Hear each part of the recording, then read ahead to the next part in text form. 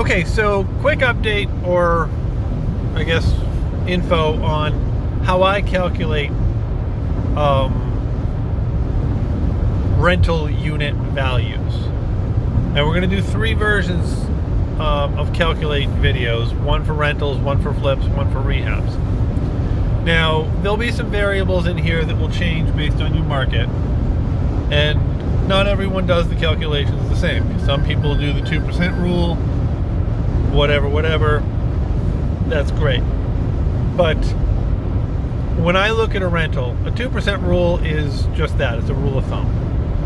Another rule of thumb in my market take exit 74 for US is 29 South 40,000.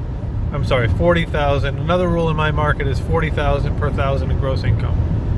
So if your house makes $2,000 a month, the house is probably worth 80 grand. And all of these are top line numbers, meaning if the house needs no repairs, this was what it's worth. So a typical unit in my market will be a pair of $900 a month, 3-bedroom, 1-bath, side-by-side double apartments. I will take that $1,800 and I will immediately take 70% off the $1,800. I'm sorry, 30% off the $1,800. So I'll take the $1,800 and I will take a 30% maintenance vacancy management pad. That's what I tend to use.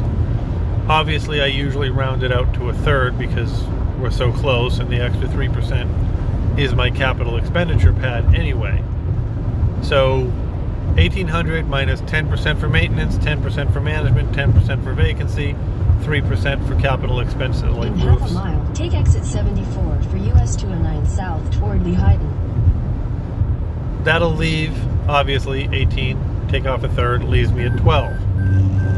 Out of that $1,200 a month, I now take out the hard costs, and just for round numbers, let's say it's $400 for the stuff the landlord pays: taxes, insurance, take exit 74. taxes, insurance, sewer, and water.